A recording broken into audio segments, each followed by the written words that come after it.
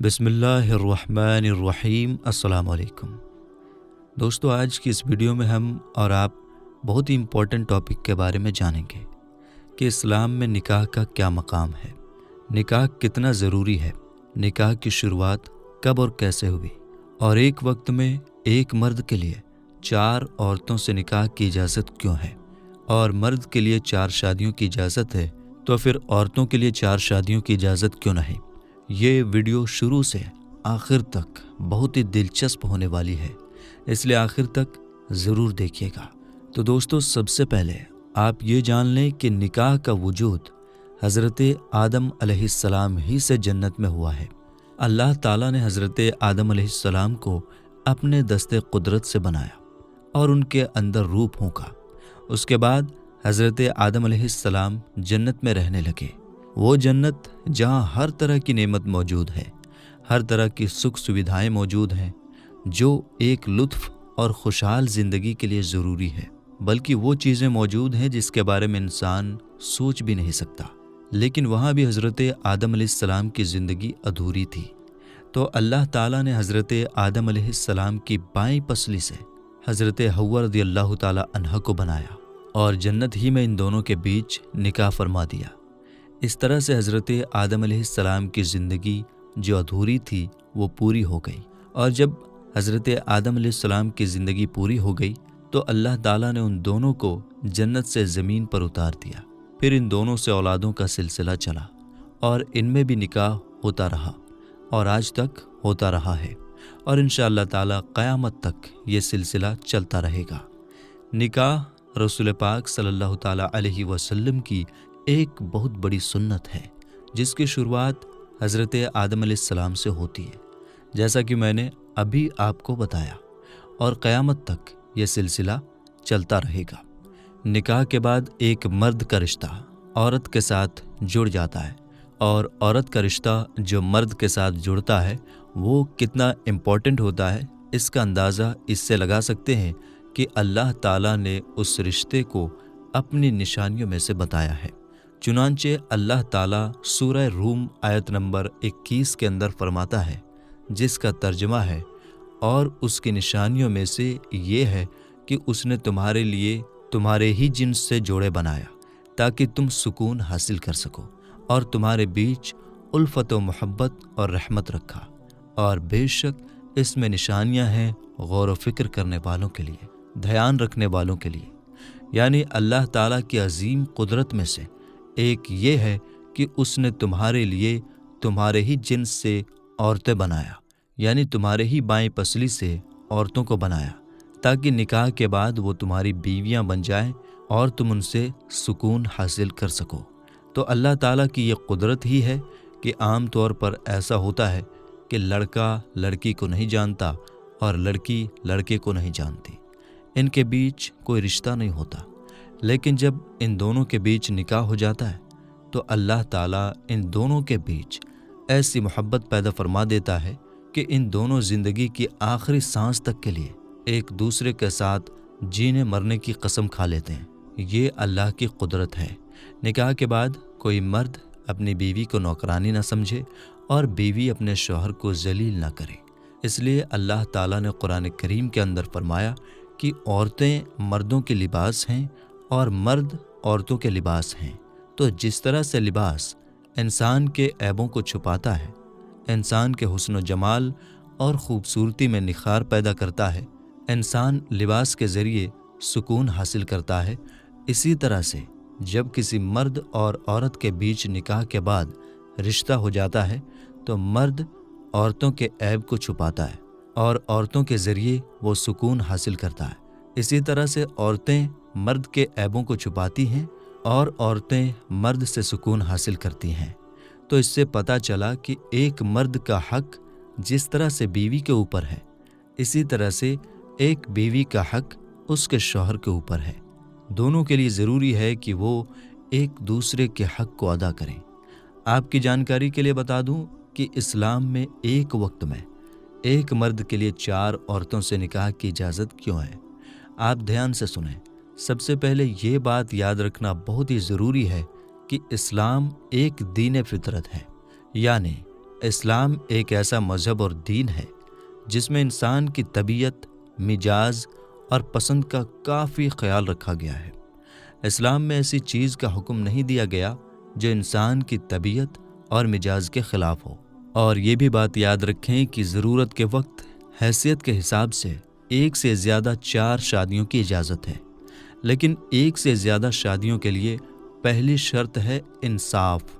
اللہ تعالیٰ ارشاد فرماتا ہے، جس کا ترجمہ ہے کہ تم ان عورتوں سے نکاح کرو جو تمہیں پسند ہوں، 2-2، 3-3 اور 4-4۔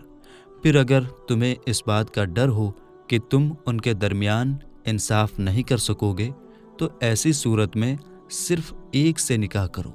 اس آیت کریمہ سے معلوم ہوا کہ مرد کے لیے ایک وقت میں انصاف کی شرط کے ساتھ 4 عورتوں تک سے نکاح کی اجازت ہے۔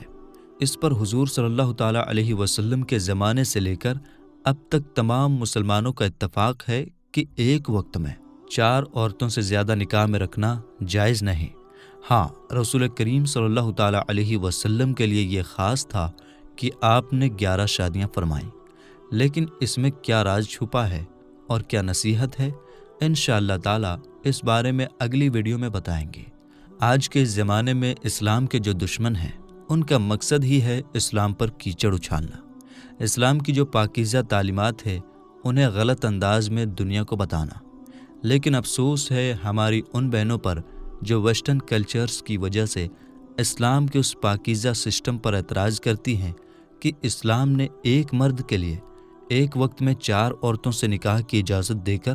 عورتوں کے اوپر ظلم کیا ہے، اور اگر مردوں کو ایک وقت میں 4 عورتوں سے نکاح کی اجازت ہے تو پھر عورتوں کو یہ اجازت کیوں نہیں؟ یہ تو عورتوں کے ساتھ کھلی ہوئی ناانصافی ہے۔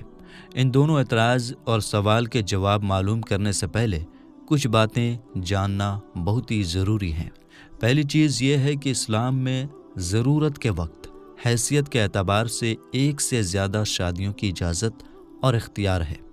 حکم نہیں ہے۔ یعنی ایسا نہیں ہے کہ 1 سے زیادہ شادیاں کرنی ہی پڑے گی۔ 1 سے زیادہ شادیوں کی اجازت ہے تو ان میں بھی بہت ساری شرطیں ہیں۔ ان میں سب سے پہلی شرط یہ ہے کہ ان کے بیچ انصاف ہو، برابری ہو۔ اللہ کے رسول صلی اللہ تعالیٰ علیہ وسلم ارشاد فرماتے ہیں، جس شخص کے نکاح میں 2 بیویاں ہوں اور وہ ان کے بیچ انصاف اور برابری نہ کرے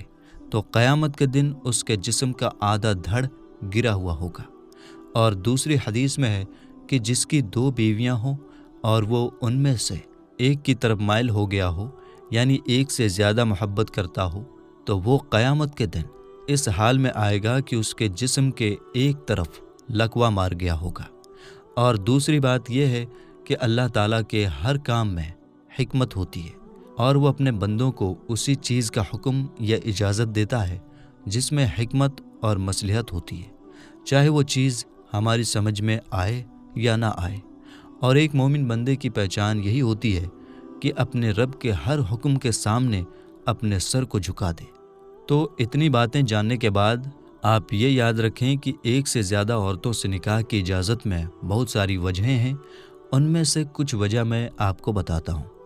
پہلی وجہ یہ ہے کہ جاہلیت کے زمانے میں لوگ جتنی عورتوں سے چاہتے شادی کرتے، اور چونکہ اسلام ہر زمانے کے انسانوں کے لیے ہدایت کا پیغام اور سندیش لے کر آیا تھا، تو اسلام نے اس چیز کو جو جاہلیت کے زمانے میں تھی پورے طور پر ختم تو نہیں کیا، بلکہ اسے ایک حد یعنی 4 پر خاص کر دیا۔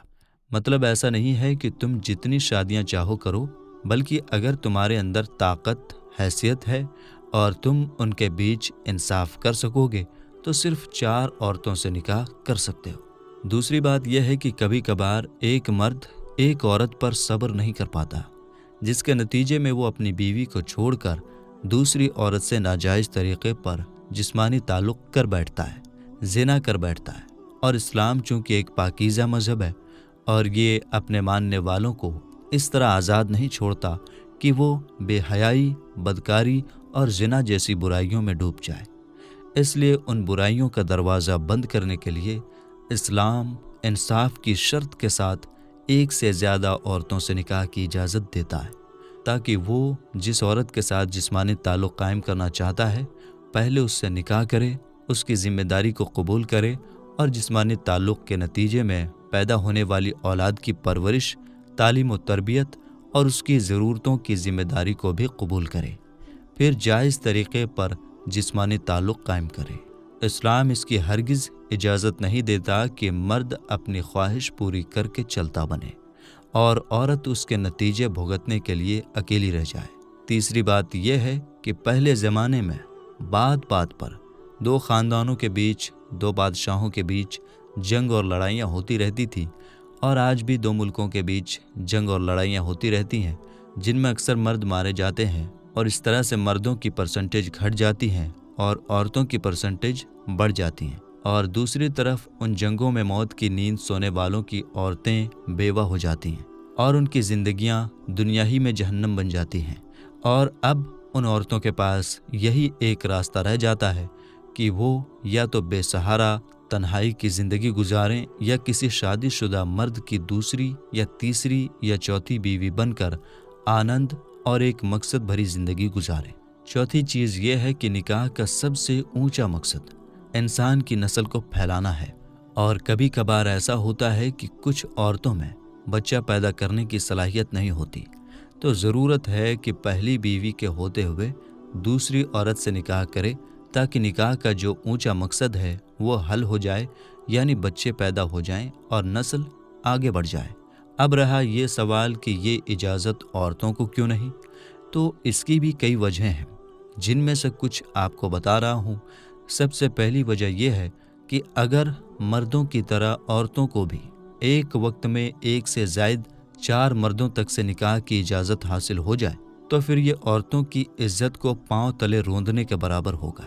اور کوئی بھی پاک دامن عورت یہ گوارا نہیں کر سکتی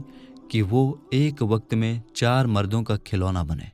دوسری وجہ یہ ہے کہ ایک سے زیادہ مردوں سے نکاح کی صورت میں چونکہ ہر شوہر کو اپنی بیوی کے ساتھ ہم بستری کرنے کا ادھیکار ہوگا اور ہر ایک نے اس کے ساتھ ہم بستری کیا، تو اب جو بچہ پیدا ہوگا اس کے لیے یہ مسئلہ بڑا پیچیدہ ہوگا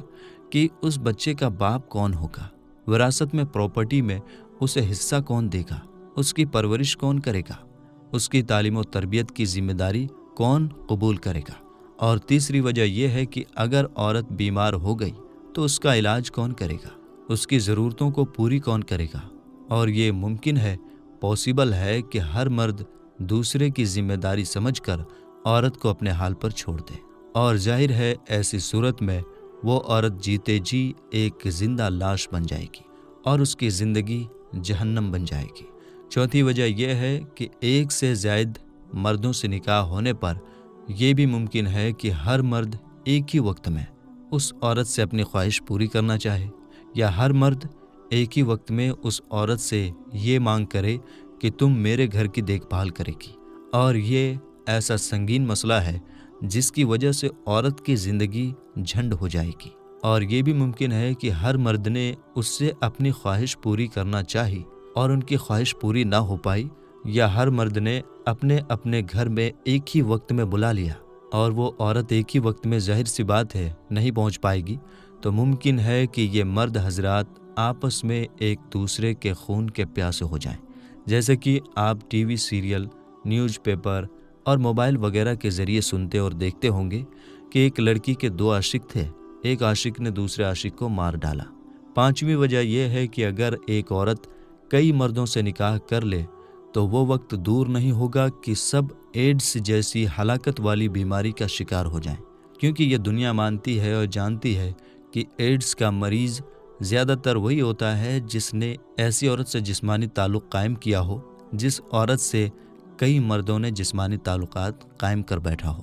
پھر بعد میں اس کی بیچاری بیوی بھی اس بیماری سے متاثر ہو کر موت کا لقمہ بن جاتی ہے۔ لیکن آج تک ایڈز کا کوئی ایسا مریض نہیں ملا جو اس وجہ سے اس بیماری کا شکار ہوا ہو کہ اس نے ایک سے زائد عورتوں سے نکاح کیا ہے۔ لہٰذا ان ساری باتوں سے یہ بات اسپشٹ ہو گئی کہ اللہ تعالیٰ اسی چیز کا حکم یا اجازت دیتا ہے جس میں حکمت اور مصلحتیں ہوتی ہیں،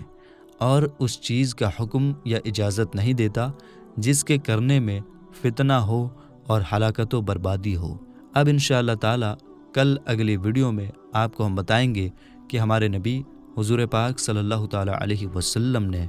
11 شادیاں کیوں فرمائی۔